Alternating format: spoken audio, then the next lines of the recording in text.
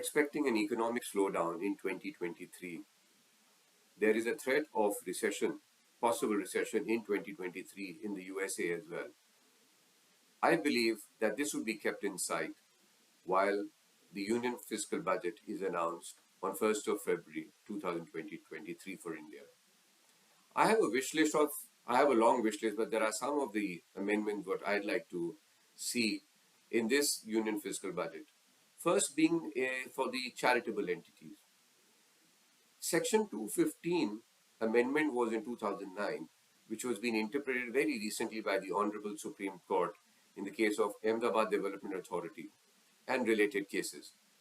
Now, this interpretation has a far-reaching effect on entities or entities which are in the nature of trade promotion bodies or chamber of commerces, which render services to its members, and possibly they're not carrying on business by the interpretation.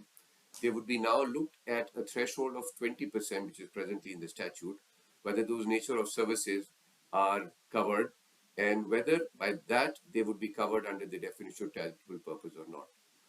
I believe there should be some sort of a clarification which, if it comes in, then it will stop the possible litigation, because the assessing officer each year would have to interpret as well as verify whether they fall into the 20% category or the threshold or no.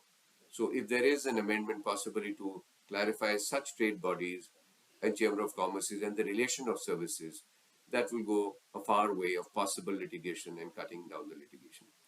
The second amendment, which I have a wish list for charitable purposes, again, charitable entities again, is for the purposes of Section 11, subsection 7, which was amended last year, wherein the application of income is considered only on actual paid basis.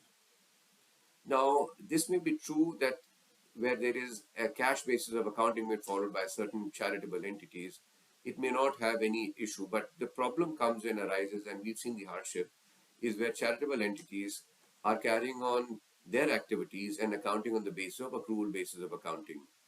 You could have Section 8 companies under the Companies Act, which, as per the regulatory requirement under the Companies Act, have to follow accrual basis of accounting. What we see now is that the income is accounted on accrual basis of accounting.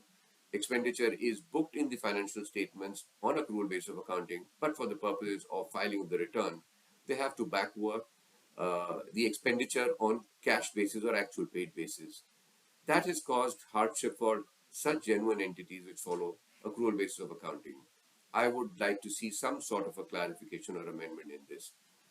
The other amendment that I would like to see is for international tax and transfer pricing purposes, which is again causing some hardship to some foreign companies.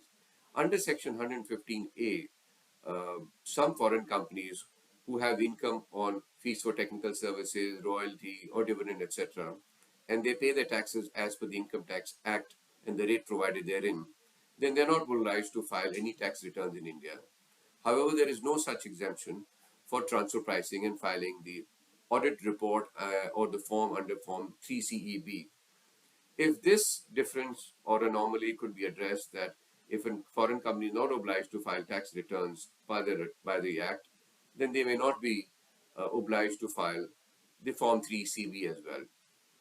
The second amendment or a wish list is in terms of litigation management. We have the safe harbor rules which provide certain entities, and there is a threshold provided under that. It's by way of a notification. It may or may not be part of the union budget. But what I like to see is possibly increasing the threshold, increasing the nature of companies, and possibly reducing the rate which is provided, whether it's margin or the profit PLI, to be reduced slightly, so that there is a coverage which is larger, and it possibly cuts down the litigation, and there is a quick redressal for such companies. I think there are these two spectrum of charitable and international tax which I foresee or I would wish is amended or addressed in the union financial budget.